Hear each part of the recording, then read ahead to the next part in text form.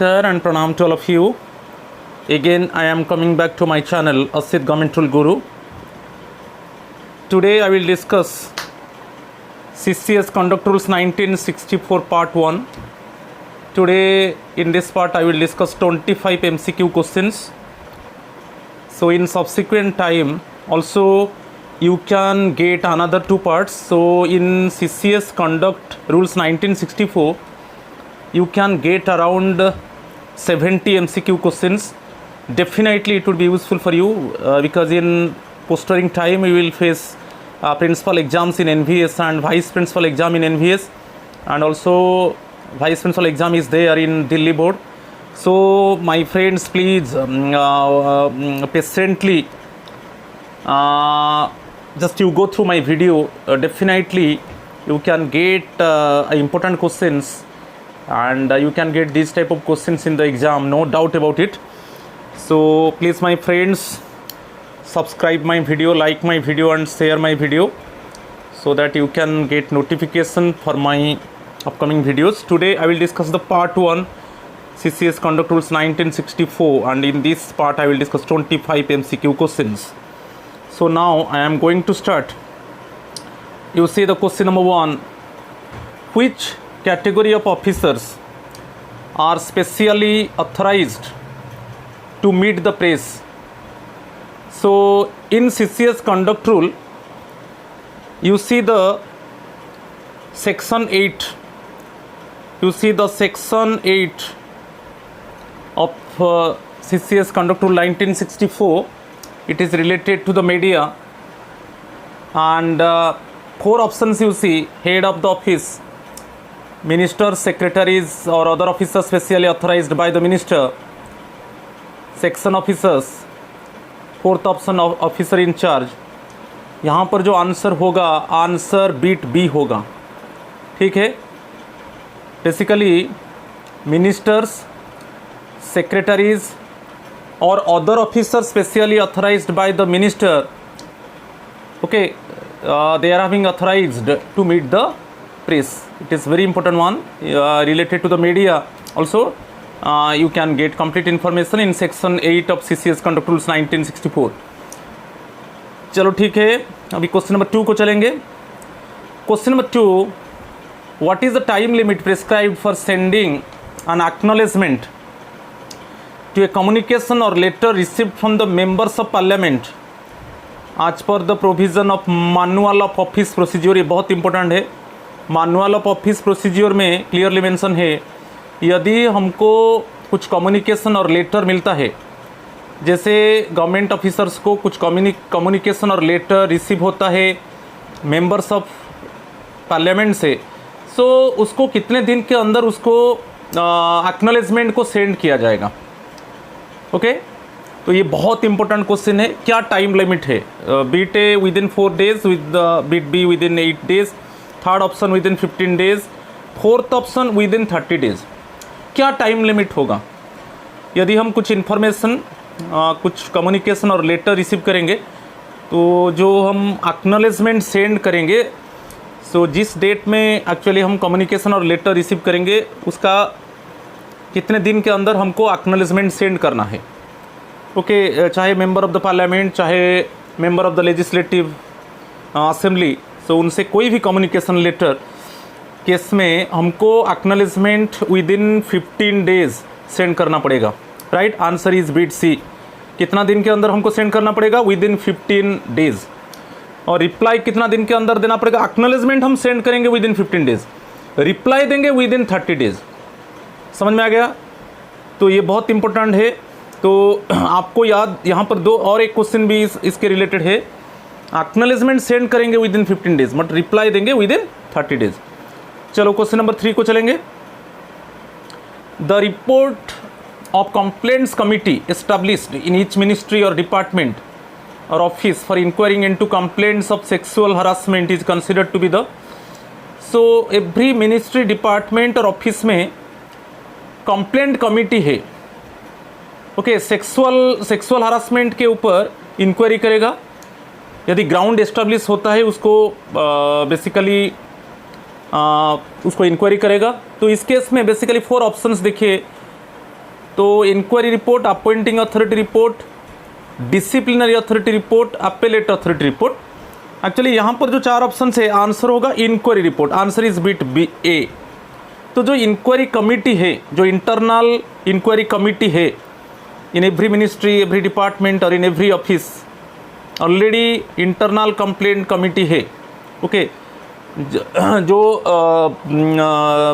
Basically charge officer है उसके ऊपर जो बेसिकली सफिशिएंट हायर रैंक का ऑफिसर होगा वो बेसिकली कमिटी का चेयरमैन होगा। ओके, तो इस केस में जो रिपोर्ट दिया जाएगा उसको इंक्वायरी रिपोर्ट कहा जाएगा। ठीक है, बहुत इंपॉर्टेंट क्वेश्चन है, आप थोड़ा उसको देख लीजिए। Conduct rule section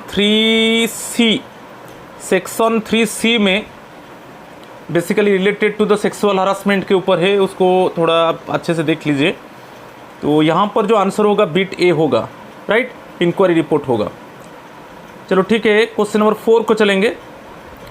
Which ministry should be consulted for accepting invitation for free inaugural flights as a gift? यदि हमको फ्री इनागुरल फ्लाइट में गिफ्ट ऐसे कुछ इनवाइटेशन हमको मिलता है आज ए गिफ्ट, तो हमको किस मिनिस्ट्री के साथ कंसल्ट करना पड़ेगा? Okay, if we are receiving any type of gift related to the free inaugural flight, then basically we consult with which ministry? तो यहाँ पर 4 ऑप्शन है, ministry of external affairs, ministry of civil aviation, ministry of home affairs, ministry of finance. तो answer is bit B, ministry of civil aviation. Okay, यदि हमको gift के आकार में इनवाइट किया जाता है फ्री इनागुरल फ्लाइट में, तब हमको मिनिस्ट्री ऑफ सिविल एविएशन के साथ कंसल्ट करना पड़ेगा, राइट। बहुत इंपॉर्टेंट है। चलो क्वेश्चन नंबर 4 को चलेंगे। Under which of the following circumstances should a government servant report to the authority while entering into a transaction of insurance policies? आप सीसीएस कंडक्ट रूल देख लीजिए, सेक्शन 18 सब सेक्शन 3 को देख लीजिए। क्लियर? बेसिकली मूवेबल प्रॉपर्टी के ऊपर है, यहाँ पर जो इंश्योरेंस पॉलिसीज़ के ऊपर है। आपका जो इंश्योरेंस पॉलिसीज़ के ऊपर कितना ट्रांजैक्शन एनुअली होगा, तो आपको बेसिकली रिपोर्ट करना पड़ेगा अथॉरिटी को। Okay, basically transaction related to the insurance policies, what amount it exceeds, then we must report to the authority. तो बेसिकली जो मूवेबल प्रॉपर्टी है, सेक्शन 18 आपको याद रखना है, basically movable and immovable property के ऊपर है। और जो सेक्शन 18A है, जो सेक्शन 18A है वो basically related to the transaction in foreign country, related to the movable and immovable property related transaction in foreign country के ऊपर है। तो यहाँ पर बेसिकली आपको याद रखना है, यदि इंश्योरेंस पॉलिसीज़ का प्रीमियम 2 मंथ बेसिक पे से ज़्यादा होगा, ओके, 2 मंथ बेसिक पे से ज़्यादा होगा, ओके, इंश्योरेंस पॉलिसीज़ का जो प्रीमियम है, तब हमको रिपोर्ट करना पड़ेगा। यहाँ पर आंसर मिल गया। तो आप बीट ए देखिए, if the value of the annual premium exceed 2 months basic pay, तो answer is bit A. Clear? तो यहाँ पर जो आंसर होगा बीट ए होगा। ओके, तो यदि इंश्योरेंस पॉलिसीज़ के ऊपर ट्रांजैक्शन आपका 2 मंथ्स बेसिक पे से ज़्यादा होगा पर आनम, तब हमको अथॉरिटी को रिपोर्ट करना पड़ेगा, राइट। चलो क्वेश्चन नंबर 6 को चलेंगे। What behaviour is expected of a government servant at all times? आप देख लीजिए, जो सेक्शन 3 है कंडक्ट रूल का, उसमें दिया है कि किस तरीके का बिहेवियर होना चाहिए। What type of behaviour should be expected from a government servant at all times? तो यहाँ पर maintain absolute integrity, absolutely right है। Maintain absolute devotion to duty, do nothing which is unbecoming of a government servant, all of the above. Definitely यहाँ पर answer होगा B D, all of the above. Okay, maintain absolute integrity, maintain absolute devotion to duty, do nothing which is unbecoming of a government servant, answer is B D. चलो question number 7 को चलेंगे। Is it necessary for a government servant to get previous sanction for contesting और canvassing in elections to sports bodies? तो यहाँ पर जो है क्या कोई गवर्नमेंट सर्वेंट यदि वो स्पोर्ट्स बॉडीज़ में कंटेस्ट करता है कि canvassing in election to sports bodies, तब आपको उसको प्रीवियस सैंक्शन लेना पड़ता है? तो आपको यहाँ पर याद रखना है, यदि गवर्नमेंट सर्वेंट कोई भी बॉडीज़ में यदि वो इलेक्शन में पार्टिसिपेट में कॉन्टेस्ट करता है तब उसको प्रीवियस सैंक्शन लेना पड़ेगा।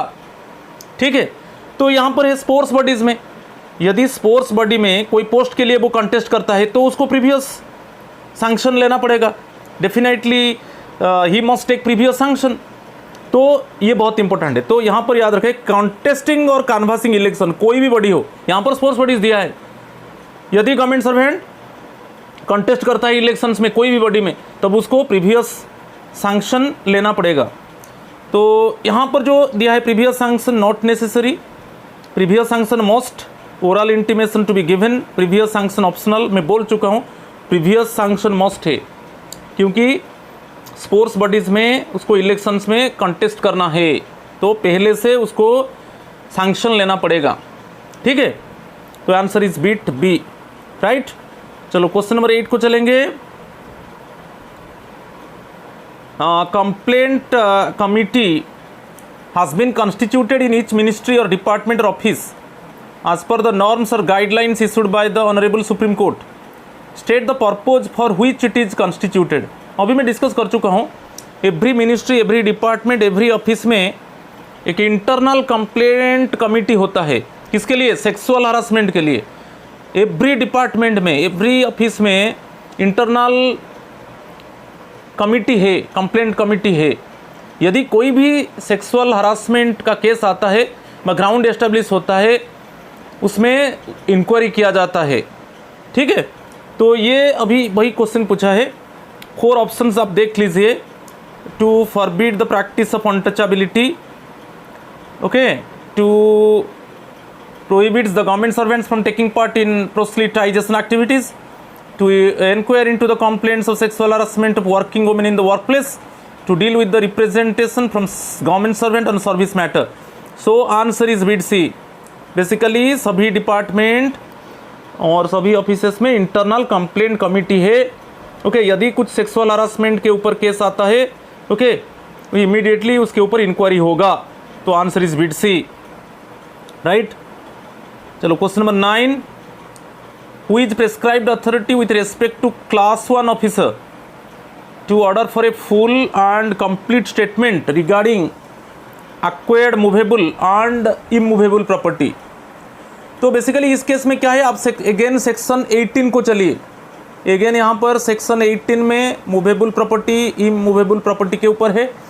तो यहाँ पर क्लास 1 ऑफिसर के लिए यहाँ पर जो हमारा कंप्लीट स्टेटमेंट जाएगा मूवेबल की इमूवेबल प्रॉपर्टी के ऊपर, बेसिकली द गवर्नमेंट है। क्लास 1 ऑफिसर के लिए गवर्नमेंट है, और जो क्लास 2 ऑफिसर है उनके लिए हेड ऑफ द डिपार्टमेंट है। ठीक है, तो क्लास 1 ऑफिसर के लिए गवर्नमेंट, क्लास 2 ऑफिसर के लिए हेड ऑफ द डिपार्टमेंट, और जो यहाँ पर जो क्लास 3 और क्लास 4 एम्प्लॉयज़ आएंगे उनके लिए हेड ऑफ ऑफिस। ओके, यहाँ पर याद रखना है। तो बेसिकली क्लास 1 ऑफिसर के लिए गवर्नमेंट, ओके, क्लास 2 के लिए एचओडी, और क्लास 3 और 4 के लिए head of the office, right. तो यहाँ पर दिया है, तो आंसर आपको मिल गया। यहाँ पर जो आंसर होगा बीट ए होगा, द गवर्नमेंट होगा। ओके, जो मूवेबल की इमूवेबल प्रॉपर्टी के ऊपर हमारा जो स्टेटमेंट जाता है, बेसिकली क्लास 1 ऑफिसर केस में गवर्नमेंट को हम इन्फॉर्म करेंगे, और class 2 officer head of the department को, और जो क्लास 3 और क्लास 4 है वो हेड ऑफ द ऑफिस को इन्फॉर्म करेंगे। तो यहाँ पर जो आंसर है बिट ए है। चलो question number 10, demand of dowry is prohibited by rule 13A। यहाँ पर ये रूल को याद रखना है, क्योंकि रूल 13 गिफ्ट के ऊपर है और रूल 13A जो है वो डाउरी के ऊपर है। आप देख लीजिए CCS conduct rules, which act defines dowry. आप देख लीजिए डाउरी प्रोहिबिशन एक्ट 1961 बहुत पॉपुलर है। डाउरी प्रोहिबिशन एक्ट 1961 में क्लियरली डिफाइन किया गया है कि what is the meaning of dowry. In dowry prohibition act 1961 it is clearly defined what is the meaning of dowry, right. तो वही दिया है, ये एक्ट है डाउरी प्रोहिबिशन एक्ट 1961। तो यहाँ पर आंसर आपको मिल गया, आंसर इज बिट बी। यहाँ पर सेक्शन को याद रखना है, जो CCS कंडक्ट रूल जो सेक्शन है 13A, क्योंकि सेक्शन 13 में गिफ्ट के ऊपर है। चलो क्वेश्चन नंबर 11 यहाँ पर देखेंगे, name the act from the following which will amount to taking part in politics and election by government servant. आप देख लीजिए सेक्शन 5 को देख लीजिए, CCS कंडक्ट रूल्स 1964 में आप सेक्शन 5 देख लीजिए, बेसिकली पॉलिटिक्स एंड इलेक्शन के ऊपर है। तो यहाँ पर जो क्वेश्चन पूछा है, name the act from the following which will amount to taking part in politics, हमको ये पता चलेगा कि गवर्नमेंट सर्वेंट क्या कर रहा है, वो पॉलिटिक्स में डायरेक्टली टेकिंग पार्ट कर रहा है and elections by government servant. तो यहाँ पर देखेंगे organising election meetings for ministers, ये लगता है answer. Exercise is right to vote in an election, ये है क्योंकि सभी का राइट है, तो गवर्नमेंट सर्वेंट का राइट है, वो it means franchise of vote, उसको कोई मना नहीं कर सकता, ये तो लीगल है। Providing normal protection to ministers for providing law and order, तो बेसिकली हम जो मिनिस्टर्स है उनको आज ऑफिशियल ड्यूटी हमको प्रोटेक्शन देना है इलेक्शन टाइम में मिनिस्टर्स को, ओके। और ये भी लीगल है। Making normal arrangements during election tours of ministers, हमको अरेंज करना पड़ता है, आज ऑफिसर्स हमको अरेंज करना पड़ता है, नॉर्मल अरेंजमेंट करना पड़ता है जब मिनिस्टर्स जाते हैं कोई इलेक्शन मीटिंग अटेंड करने के लिए, ये भी लीगल है। मगर organising election meetings for ministers ये नहीं है। ये जो बीट ए है ना, उसमें जो organising election meetings for ministers, ये डायरेक्टली ये बोल देता है कि गवर्नमेंट सर्वेंट क्या करता है ना, पॉलिटिक्स एंड इलेक्शंस में इन्वॉल्व है, ओके। तो यहाँ पर सेक्शन 5 में क्लियरली है यदि कोई government servant directly politics and election में इन्वॉल्व होता है तो उसके ऊपर डिसिप्लिनरी एक्शन होगा यदि प्रूव होता है। तो यहाँ पर जो आंसर होगा बीट ए है। बीट ए से पता चलता है कि जो बेसिकली गवर्नमेंट सर्वेंट का इन्वॉल्वमेंट है पॉलिटिक्स एंड इलेक्शन में, क्योंकि वो it means organising election meetings, वो खुद ऑर्गेनाइज करता है इलेक्शन मीटिंग फॉर मिनिस्टर्स, ये तो लीगल नहीं है, ओके। हाँ, चाहे आप आज गवर्नमेंट ऑफिसर आप प्रोटेक्शन दे सकते हो, आप वोट फ्रेंचाइज कर सकते हो, आपका जो इट मीन्स ड्यूटी है आप नॉर्मल अरेंजमेंट कर सकते हो, मगर आप इलेक्शन मीटिंग ऑर्गेनाइज करना ये तो ठीक नहीं है, ठीक है। तो ये तो CCS कंडक्ट रूल का अगेंस्ट में हो गया, तो यहाँ पर आंसर होगा बीट ए। सेक्शन 5 में जो है पॉलिटिक्स एंड इलेक्शन के ऊपर है, थोड़ा देख लीजिए।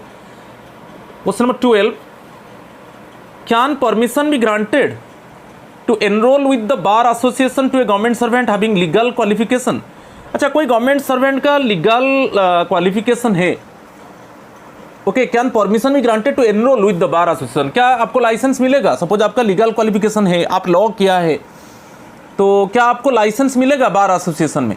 हाँ, यहाँ पर है, आपको थोड़ा मैं क्लैरिफाई कर देता हूँ कि जो गवर्नमेंट सर्वेंट के पास लीगल क्वालिफिकेशन है तो उसको लाइसेंस मिलेगा, मगर वो प्रैक्टिस नहीं कर सकता। लाइसेंस बार एसोसिएशन में लाइसेंस मिलेगा, मगर वो प्रैक्टिस नहीं कर सकता। तो आप ये देख लीजिए अभी आंसर, तो permission to enrol as an advocate granted but not allowed to practise, यही सही होगा। परमिशन टू, तो एडवोकेट होने के लिए जो परमिशन चाहिए, जो लाइसेंस है, लाइसेंस मिल जाएगा, मगर प्रैक्टिस के लिए अलाउ नहीं किया जाएगा क्योंकि आप गवर्नमेंट सर्वेंट हो, ठीक है। तो ये दिया है नॉट परमिटेड, अदर जो ऑप्शन है वो सब करेक्ट नहीं है। He can enrol without permission, permitted to enrol as an advocate and basically engage himself in the legal profession, other सब रॉन्ग है, ओके। बेसिकली यहाँ पर याद रखना है, यदि आपका लीगल क्वालिफिकेशन है, आप गवर्नमेंट सर्वेंट हो, आप लीगल क्वालिफिकेशन है, आपको लाइसेंस मिलेगा, ओके, एडवोकेट होने के लिए लाइसेंस मिलेगा, मगर आप प्रैक्टिस नहीं कर सकते।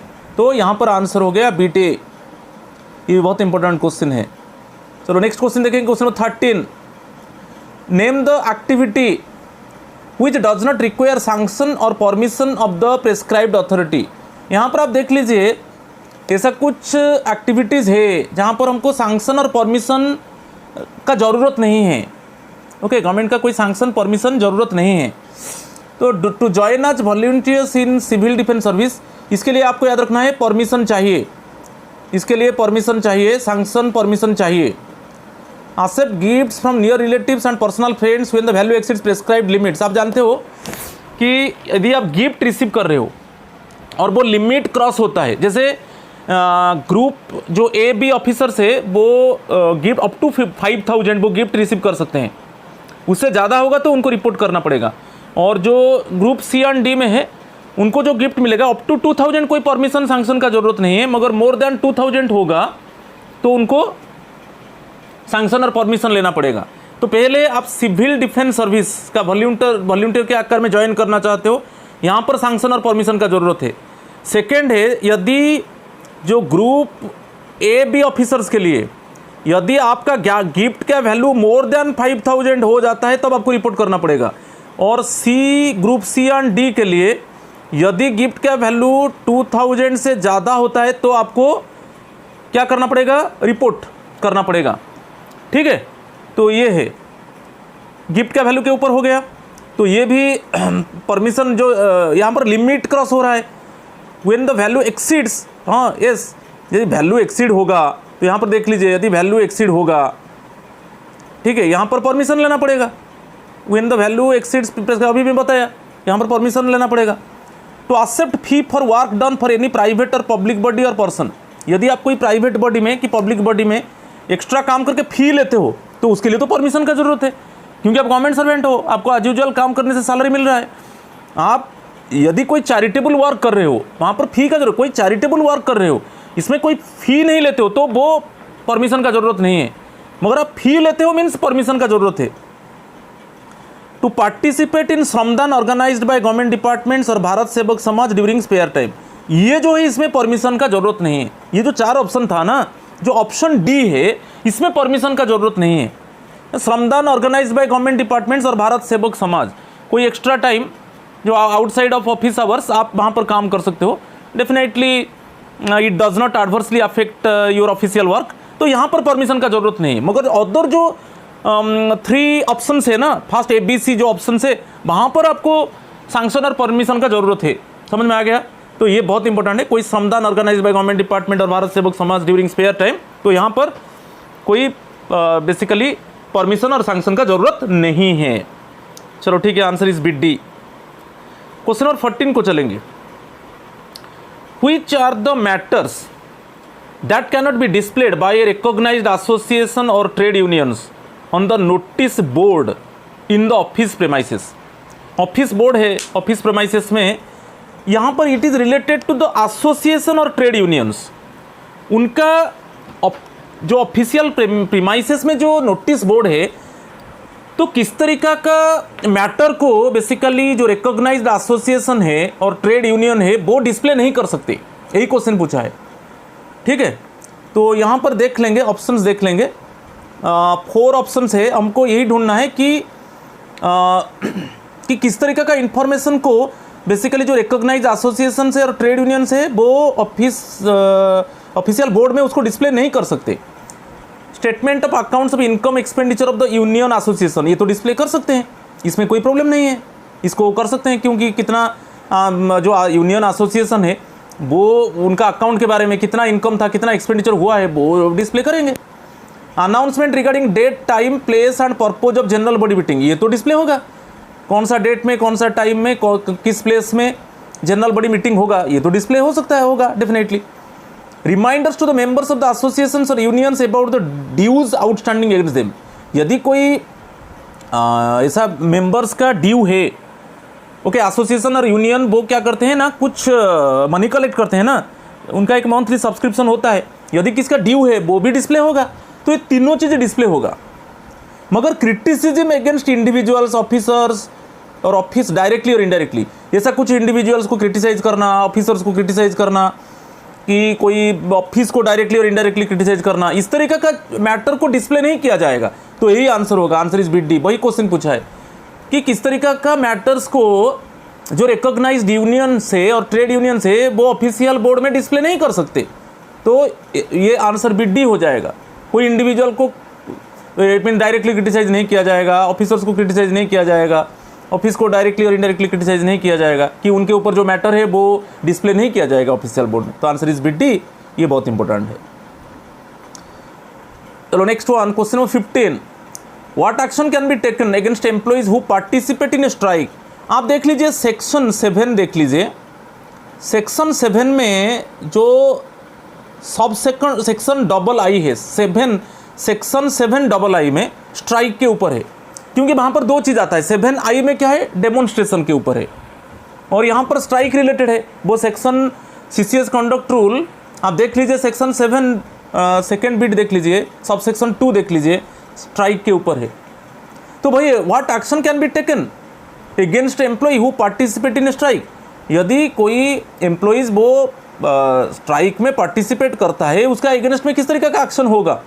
तो भाई treating the above as casual leave, initiation of disciplinary action for unauthorised absence, ये अनऑथराइज्ड है, ये जो डी है रॉन्ग हो गया, यहाँ पर एस कर दीजिए, ये डी को काट के ओके यहाँ पर एस कर दीजिए, यहाँ पर ये जो डी को काट के एस कर दीजिए, right. Initiation of disciplinary action for unauthorised absence, sanction of the leave admissible for the period of absence, treating the period of absence as UL. यदि आप कोई स्ट्राइक में पार्टिसिपेट करते हो तो उस दिन तो आपका एब्सेंट होता है ना ऑफिशियल ड्यूटी में, तो यहाँ पर जो होगा आंसर बीट बी होगा, वहाँ पर अनऑथराइज्ड एब्सेंस होगा, क्योंकि आप स्ट्राइक में पार्टिसिपेट कर रहे हो तो अनऑथराइज्ड एब्सेंस होगा और आपके ऊपर डिसिप्लिनरी एक्शन होगा। तो आंसर इज बीट बी। बहुत इंपॉर्टेंट है, बहुत बार क्वेश्चन आ रहा है, ठीक है। क्वेश्चन 15 हो गया, चलो क्वेश्चन 16 को चलेंगे। यहाँ पर दिया है a group A official had accepted gift of rupees 3000 from a friend who has no official dealing with him without the sanction of the government from the following indicate the limit up to which a sanction of the government is not required। तो यहाँ पर जो है basically ये gift related है। आप पहले याद रखिए section in which section of CCS conduct rule 1964 basically gift related matter is discussed. आप देख लीजिए सेक्शन 13 देख लीजिए, वहाँ पर गिफ्ट को डिफाइन किया गया है, तो उसका लिमिट दिया गया है। तो सेक्शन 13 में आप चले जाइए, बेसिकली उसका सबसेक्शन 3 को चले जाइए, सबसेक्शन 3 को चले जाइए। यहाँ पर क्लियरली मेंशन है बेसिकली जो ग्रुप ए और ग्रुप बी ऑफिसर है उनको वो 5000 तक जो गिफ्ट का वैल्यू होगा, अप टू 5000, इसमें कोई परमिशन और इंटीमेशन का ज़रूरत नहीं है, कोई सैंक्शन का ज़रूरत नहीं है। If the value of the gift is up to rupees 5000, 5000 तक कोई परमिशन की सैंक्शन का ज़रूरत नहीं है। सिमिलरली आप आ जाइए C+D, जो ग्रुप सी ग्रुप डी, उनका जो ऑप्शन है वो क्या है ना, अप टू 2000 तक, कितना, अप टू 2000 तक गिफ्ट का वैल्यू अप टू 2000, तो इसमें कोई सैंक्शन की परमिशन का ज़रूरत नहीं है। उससे एक्सीड करेगा तो परमिशन का ज़रूरत है, ठीक है। तो यहाँ पर आप क्वेश्चन देख लीजिए, a group A official had accepted a gift of rupees 3000, ठीक है, फ्रॉम ए फ्रेंड। और एक मजा है, यदि आप कोई गिफ्ट रिसीव कर रहे हो और आपका फ्रेंड से, मगर आपका फ्रेंड के साथ ऑफिशियल डीलिंग है, आप किसी से गिफ्ट रिसीव करो कोई भी वैल्यू का, मगर आपका ऑफिशियल डीलिंग उसके साथ है, तो उसके लिए परमिशन का जरूरत है। ऑफिशियल डीलिंग है मीन्स परमिशन का जरूरत है। ऑफिशियल डीलिंग नहीं है, मैं जो लिमिट बताया ये तो ग्रुप ए ऑफिसर के ऊपर है। बेसिकली ग्रुप ए बी के लिए मैं बताया अप टू 5000 तक कोई बेसिकली परमिशन का ज़रूरत नहीं है। 5000 से ज़्यादा होगा जब गिफ्ट का वैल्यू, तब परमिशन का ज़रूरत है। तो अभी हो गया, from the following indicate the limit up to which a sanction of government is not required. तो यहाँ पर अप टू 5000 में अभी बताया group A officer and group B officer के लिए, यदि गिफ्ट का वैल्यू अप टू रुपीज़ 5000 है तो इसमें एक्चुअली कोई सैंक्शन का ज़रूरत नहीं है। यदि 5000 से ज़्यादा होगा सैंक्शन का ज़रूरत होगा। वैसे ही group C and D case में यदि अप टू 2000 वैल्यू होगा गिफ्ट का वैल्यू, तो तब सैंक्शन का ज़रूरत नहीं है। इससे ज़्यादा होगा तो सैंक्शन का ज़रूरत है। तो यहाँ पर आंसर बीट भी है। तो यहाँ पर देख लीजिए जो सेक्शन 7 है, सेक्शन 7 का जो 3rd सबसेक्शन देख लीजिए। चलो क्वेश्चन 17 को चलेंगे। Communication of unauthorised information like government circulars, secret notes, repeated appeals to the unauthorised persons amounts to an offence under, ये बहुत इंपॉर्टेंट है। आप एक सेक्शन 11 देखिए, जो CCS कंडक्ट रूल्स 1964 का सेक्शन 11 देखिए, ठीक है, सेक्शन 11 देखिए। इसमें क्लियरली मेंशन है कि जो ऑफिशियल इंफॉर्मेशन है उसको किसके साथ डिस्क्लोज नहीं करना है। The officers should not disclose the official informations. Okay, they should not disclose, it means with their official colleagues, and also they do not disclose in outside. तो इसमें दिया है जो ऑफिशियल सीक्रेट एक्ट है, एक ऑफिशियल सीक्रेट एक्ट 2023, ये याद रखिए, ऑफिशियल सीक्रेट एक्ट 2023 में ये कहा गया है कि जो ऑफिशियल बेसिकली मैटर है उसको किसको डिस्क्लोज नहीं करना है। ओनली क्या है, वहाँ पर यदि प्रेस में इंफॉर्मेशन दिया जाएगा, वहाँ पर बेसिकली मिनिस्टर, सेक्रेटरीज और जिस ऑफिसर को बेसिकली ऑनरेबल मिनिस्टर अपॉइंटमेंट देते हैं वो एक्चुअली प्रेस को मीट करेगा। सभी को ये नहीं है कि वो प्रेस में जाकर ऑफिशियल इंफॉर्मेशन को डिस्क्लोज कर सकता है, रिवील कर सकता है। तो वहाँ पर भी अभी एक क्वेश्चन डिस्कस कर चुका हूँ मैं, वहाँ पर भी बेसिकली मिनिस्टर का पास पावर है, सेक्रेटरी के पास पावर है, और यदि मिनिस्टर किसी ऑफिसर को पावर देते हैं कि वो ऑफिशियल मैटर को वो प्रेस के सामने ला सकते हैं, उनका पावर है। तो ऑफिशियल सीक्रेट, यहाँ पर जो आंसर होगा बिट बी होगा। ओके, तो क्लियरली मेंशन है communication of unauthorised information like government circular, secret notes, repeated appeals to the unauthorised persons amounts to an offence under, इसमें ऑफेंस आ जाएगा ऑफिशियल सीक्रेट्स एक्ट जो 2023 में क्लियरली मेंशन है। यदि आप कुछ ऑफिशियल इन्फॉर्मेशन को आप डिस्क्लोज करते हो तो वहाँ पर क्या है, ये एक्चुअली ऑथराइज नहीं है, ये यहाँ पर अनऑथराइज हो गया, और यहाँ पर आपको इसी एक्ट के तहत आपके ऊपर एक्शन होगा, डिसिप्लिनरी एक्शन होगा। तो आंसर इज बिट बी। चलो क्वेश्चन नंबर 18 को चलेंगे। Name the activity which requires prior permission और sanction of the prescribed authority. ये और एक देख लीजिए, यहाँ पर कौन सा ऐसा एक्टिविटी है जहाँ पर प्रायर परमिशन और सैंक्शन का जरूरत है। Seeking redressal of grievances of service matters in courts of law. तो कोई भी सर्विस मैटर में हम basically seeking redressal of grievances of, ये तो है, हम जा सकते हैं। इसके लिए कोई परमिशन और सैंक्शन का ज़रूरत नहीं है, इसके लिए कोई ज़रूरत नहीं है। ओके, परमिशन और सैंक्शन का ज़रूरत नहीं है आप यार, इसके लिए कोई ज़रूरत नहीं है, हम जा सकते हैं क्योंकि हमारा सर्विस मैटर है। ओके, और service matter in court of law को हम जा सकते हैं हमारा सर्विस मैटर में। टू जॉइन एजुकेशनल इंस्टीट्यूशन और course of studies for university degree. तो कोई आप यूनिवर्सिटी डिग्री, सपोज कोई एजुकेशनल इंस्टीट्यूशन में आप कुछ कोर्स परस्यू करना चाहते हो तो यहाँ पर प्रायर परमिशन का ज़रूरत है। यही आंसर होगा, यही आंसर होगा, क्योंकि यहाँ पर प्रायर परमिशन का ज़रूरत है। वो वही पूछा है क्वेश्चन कि आप एक ऐसा एक एक्टिविटी यहाँ पर डिटेक्ट कीजिए जिसके लिए परमिशन और सैंक्शन का ज़रूरत है। यदि आप कोई आप जॉब में हो और आप कोई इट मीन्स हायर इंस्टीट्यूशन में आप कोई इट मीन्स कोर्स को परस्यू करना चाहते हो तो वहाँ पर क्या है, परमिशन और सैंक्शन का ज़रूरत है। अदर केस में नहीं होगा। देखिए, giving evidence in any judicial inquiry, कोई जुडिशियल इंक्वायरी में आप एविडेंस दोगे, यहाँ पर कोई परमिशन और सैंक्शन का ज़रूरत नहीं है। To take part in informal farewell, okay, to take part in informal farewell entertainment, यहाँ पर भी परमिशन का, क्योंकि इनफॉर्मल है, चाहे रिटायरमेंट टाइम में कि ट्रांसफ़र टाइम में आप कुछ इनफॉर्मल फेयरवेल एंटरटेनमेंट के ऊपर है, आप देख लीजिए। बेसिकली वो सेक्शन 14 में क्लियरली मेंशन है। आप कुछ इनफॉर्मल फेयरवेल एंटरटेनमेंट सपोज आप अटेंड कर रहे हो, जैसे आपका रिटायरमेंट टाइम में कि आपका ट्रांसफ़र टाइम में, तो यहाँ पर कोई परमिशन का ज़रूरत नहीं है। तो यहाँ पर परमिशन कहाँ पर है, आंसर बिट बी होगा। यहाँ पर परमिशन का ज़रूरत है जब एक गवर्नमेंट सर्वेंट हायर कोर्स के लिए वो कोई यूनिवर्सिटी ज्वाइन करता है, वहाँ पर it means prior permission, sanction और इट मीन्स परमिशन का ज़रूरत होगा। तो आंसर इज बिट बी होगा। अदर केस में नहीं होगा, कोई परमिशन और सैंक्शन का ज़रूरत नहीं है। तो क्वेश्चन नंबर 19 को चलेंगे। A government servant who was convicted by court of law had suppressed the fact and requested for grant of regular leave for the absence. What action is to be proposed if leave already sanctioned? यदि कोई government servant वो court of law में convict है और वो information को वो suppress कर दिया और छुट्टी ले लिया, लीव ले लिया, ठीक है, तो यहाँ पर what action is to be propose if leave already sanctioned. उसको लीव मिल चुका है मगर एक्चुअली वो कन्विक्ट हुआ है कोर्ट ऑफ लॉ में, ठीक है, और यहाँ पर वो इंफॉर्मेशन को सप्रेस कर दिया।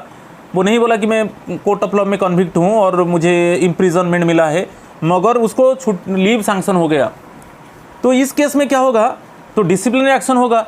यदि इन्फॉर्मेशन मिलेगा कि ये आदमी क्या किया, कोर्ट में कन्विक्ट है, कोर्ट ऑफ लॉ में कन्विक्ट है और इम्प्रिजनमेंट का इट मीन्स पेनल्टी इम्पोज हुआ है और वो इन्फॉर्मेशन को सप्रेस किया है, इन्फॉर्मेशन नहीं दिया है और यहाँ पर वो लीव ले लिया, तो इस केस में बेसिकली डिसिप्लिनरी एक्शन होगा। Answer is bit B. Government servant is liable for disciplinary action. यहाँ पर सोचना नहीं है, तो answer is bit B, right. चलो क्वेश्चन नंबर 20 को चलेंगे। What constitutes a strike. Again हम सेक्शन 7 में चलेंगे, जो सेक्शन 7 है, ओके। बेसिकली सेक्शन 7 उसका जो सब सेक्शन II है उसमें क्लियरली मेंशन है स्ट्राइक के ऊपर। तो स्ट्राइक को कैसे डिफाइन किया जाएगा आप देख लीजिए।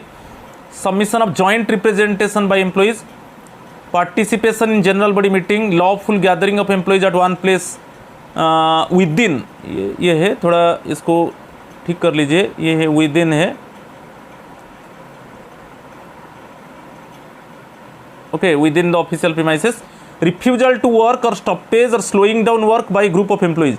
तो यहाँ पर स्ट्राइक को एक्चुअली जो आंसर ये डी होगा आंसर, क्योंकि हम जब काम करने के लिए रिफ्यूज़ करते हैं और काम बंद कर देते हैं, स्लो डाउन हो जाते हैं काम को, क्योंकि हमको सर्विस देना है। Basically we must always the government servants deal with the public and it means they should not follow any dilatory tactics. So as soon as possible, it means they try to basically dispose the matters to the public. They must complete the work of the public. तो slow down नहीं होना है, slow down work means वो strike में आ जाएगा। तो ये सब केस में स्ट्राइक कंस्टिट्यूट करता है, refusal to work, stoppage, slowing down work by group of employees. तो यहाँ पर जो आंसर होगा बी डी होगा, ओके, क्लियर। तो आप सबसे जो CCS कंडक्ट रूल्स 1964 का सेक्शन 7 उसका सब सेक्शन II देख लीजिए, वहाँ पर स्ट्राइक को डिफाइन किया गया है। हो गया क्वेश्चन नंबर 20। चलो question number 21। If a family member of a government servant enters into transactions of movable और immovable property out of their own funds, दिया है out of their own funds, ये बहुत out of their own funds in their names, क्या such transactions को basically information देना पड़ेगा? यदि जो फैमिली मेंबर उसका खुद का पैसा से वो कुछ मूवेबल और इमूवेबल प्रॉपर्टी के ऊपर ट्रांजैक्शन किया है कि खरीदा है, तो क्या उसको अथॉरिटी को इन्फॉर्म देना पड़ेगा? तो इसमें कोई परमिशन का ज़रूरत नहीं है, क्योंकि फैमिली मेंबर खुद का पैसा से खरीदा है, okay. Basically family member basically purchase movable और इमूवेबल प्रॉपर्टी बाय हिज और her own fund, so there is no need of permission. समझ में आ रहा है कि नहीं? तो यहाँ पर 4 ऑप्शन है, वहाँ पर देखेंगे कौन सा ऑप्शन करेक्ट होगा। Need not be reported to the government as they do not come within the purview of conduct rules, यही आंसर होगा। यहाँ पर रिपोर्ट करना नहीं पड़ेगा। यदि आप याद रखिए, यदि फैमिली मेंबर उसका खुद का पैसा से वो मूवेबल और इमूवेबल प्रॉपर्टी के ऊपर ट्रांजैक्शन करता है, वहाँ पर ज़रूरत नहीं है कि गवर्नमेंट को रिपोर्ट करना पड़ेगा। समझ में आ रहा है? तो ये बहुत इंपॉर्टेंट है, तो आंसर इज बिट डी। चलो next one, question number 22। What action should be taken against A government servant for subletting of government accommodation. ये जो गवर्नमेंट अकोमोडेशन के ऊपर है, आप देख लीजिए सेक्शन 15A, यहाँ ये सेक्शन को याद रखिए। CCS conduct rules 1964 section 15A में बेसिकली गवर्नमेंट अकोमोडेशन के ऊपर है। यहाँ पर जो क्वेश्चन पूछा है, what action should be taken against A government servant for subletting of government accommodation. आपको क्वार्टर मिला, मगर वो क्वार्टर को आप और किसको रेंट के आकार में दे दिया, तो उसमें आपके ऊपर क्या एक्शन होगा? तो डेफिनेटली डिसिप्लिनरी एक्शन होगा। और सेक्शन जो रूल 14 है, जो central civil services classification control appeal, major penalty related proceeding होगा, क्योंकि जो रूल 14 है CCA रूल्स बोलता है कि मेजर पेनल्टी प्रोसीडिंग होगा, क्योंकि रूल 16 में माइनर पेनल्टी, मगर इस केस में मेजर पेनल्टी प्रोसीडिंग होगा, क्योंकि आपको क्वार्टर मिला है, आपका क्वार्टर को और किसको रेंट के आकार में दे दिया। तो ये सेक्शन 15A में आप ये कंडक्ट रूल का खिलाफ में है और आपके ऊपर डिसिप्लिनरी एक्शन होगा और मेजर पेनल्टी प्रोसीडिंग्स चलेगा। तो यहाँ पर जो आंसर होगा बिट सी होगा, बहुत इंपॉर्टेंट है। चलो क्वेश्चन नंबर 23 को चलेंगे। Which of the following need not be submitted as written of assets and liabilities by government servant during his entry into the government service। यदि आप गवर्नमेंट सर्विस में एंट्री करते हो, तो यहाँ पर जो assets liabilities bye government servant है, आपको उसको रिटर्न नहीं भरना पड़ेगा। Which of the following, इसमें देख लीजिए ऐसा क्या बेसिकली मैटर्स है। जब आप गवर्नमेंट सर्विस में एंट्री करते हो, तो आपको वो गवर्नमेंट को शो करना नहीं पड़ेगा, क्योंकि हम रिटर्न में दिखाते हैं कि हम ये पॉजेस मूवेबल और इमूवेबल प्रॉपर्टी हमारे पास ये सब है। तो यहाँ पर वो आप जब जो रिटर्न दोगे बेसिकली मूवेबल और इमूवेबल प्रॉपर्टी के ऊपर, तो यहाँ पर ऐसा क्या चीज़ यहाँ पर है जो आपको इट मीन्स उसको शो करना नहीं पड़ेगा। तो यहाँ पर 4 ऑप्शन है, इमूवेबल प्रॉपर्टी इनहेरिटेड और ओन्ड और एक्वायर्ड बाय हिम, इसको तो रिपोर्ट करना पड़ेगा, रिटर्न में दिखाना पड़ेगा। Shares, debentures and cash in bank, इसको तो दिखाना पड़ेगा। अदर मूवेबल प्रॉपर्टीज को दिखाना पड़ेगा। और ये है यूटेंसिल्स, क्रॉकरी एंड बुक्स, ये है, इसको हम शो नहीं करेंगे। जो मूवेबल और इमूवेबल प्रॉपर्टी के ऊपर हम इट मीन्स हमको जब एंट्री करेंगे गवर्नमेंट जॉब में, हमको शो करना पड़ेगा, फॉर्म है उसमें हमको शो करना पड़ेगा, तो क्लियरली मेंशन है। तो यहाँ पर बेसिकली आंसर डी होगा, ये जो यूटेंसिल्स, क्रॉकरी, बुक्स को हम शो नहीं करेंगे, ठीक है। और ये सेक्शन 18 आप देख लीजिए, सेक्शन 18 सब सेक्शन 1 में है। 18 तो है प्रॉपर्टी के ऊपर, बेसिकली मूवेबल इमूवेबल प्रॉपर्टी, 18(1) में क्लियरली मेंशन है। यदि आप गवर्नमेंट जॉब में एंट्री करते हो तब आपको डाटा देना पड़ेगा आपके पास जो मूवेबल और इमूवेबल प्रॉपर्टी है, मगर ये जो यूटेंसिल्स, क्रॉकरी एंड बुक्स के ऊपर, इसके ऊपर जो वैल्यू है उसको शो करना नहीं पड़ेगा। हो गया 23, answer is bit D. Question number 24, यहाँ पर मेंबर ऑफ पार्लियामेंट और state legislature of the area are to be invited to public functions organised by government offices. In such situation what is the status of MP as per the warrant of precedence. ये बहुत बार question आ रहा है। यदि आप member of the parliament को invite किया है तो उनका जो वारंट ऑफ प्रेसिडेंस में उनका स्टेटस क्या होगा, ठीक है। आप कोई भी government it means public function में आप इन्वाइट किया है मेंबर ऑफ द पार्लियामेंट को, तो यहाँ पर मेंबर ऑफ द पार्लियामेंट का, honourable member of the parliament का कि स्टेटस क्या होगा। He is above the rank of a minister, he is above the rank of a state governor, he is above the rank of secretary to the government of India, he is equivalent to the rank of deputy secretary of India. उनका जो status होगा, he is above the rank of secretary to the government of India, ये होगा। Answer is bit C. आप बहुत बार question आया है, यदि आप ऑनरेबल एमपी को कोई भी पब्लिक फंक्शन में आप इनवाइट किया है तो उनका एक स्टेटस होता है, इसको हम वारंट ऑफ प्रेसिडेंस बोलते हैं। ये ऑफिशियल प्रोसीजर में क्लियरली मेंशन है। जो वारंट ऑफ प्रेसिडेंस में उनका जो स्टेटस होगा, he is above the rank of secretary to the government of India. Answer is bit C, ठीक है। ये बहुत इंपॉर्टेंट है। चलो लास्ट क्वेश्चन आज का ये पार्ट का, no government servant shall employ to work any child below the age of dash years. आप देख लीजिए सेक्शन 22A में, ये सेक्शन बहुत इंपॉर्टेंट है।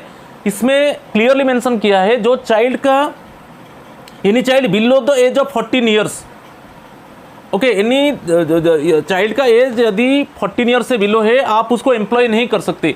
कभी कभी आप सपोज घर में कोई चाइल्ड को रख लिया, बेसिकली उसका एज लेस दैन 14 है, तो ये कंडक्ट रूल का खिलाफ में है। वो सेक्शन 22A में क्लियरली मेंशन है। No government servant okay shall employ to work any child below the age of 14 years. Answer is bit C. ये 25 क्वेश्चन था। मैं आपको बोल चुका हूँ कि CCS कंडक्ट रूल्स के ऊपर अराउंड 70 क्वेश्चंस में डिस्कस करूँगा। तो ये फर्स्ट पार्ट था 25 क्वेश्चंस, सेकेंड पार्ट में अनदर 25 क्वेश्चंस, थर्ड पार्ट में वही होगा। तो अराउंड 70 क्वेश्चंस आप देखते रहिए। 3 पार्ट्स में डिस्कस करूँगा। ये लेटेस्ट इन्फॉर्मेशन है, इससे बाहर क्वेश्चन आपको नहीं आएगा। ओके, अभी जो NVS का एग्ज़ाम है, प्रिंसिपल वाइस प्रिंसिपल का एग्ज़ाम है, और दिल्ली बोर्ड में भी वाइस प्रिंसिपल एग्ज़ाम है, तो ये बहुत इंपॉर्टेंट है। ओके, विथ पेशेंस आप अच्छे से सुनिए, ठीक है। सो आज इतना ही है। थैंक यू, नमस्कार to all of you. So again I will come back with second part. नमस्कार टू ऑल ऑफ यू।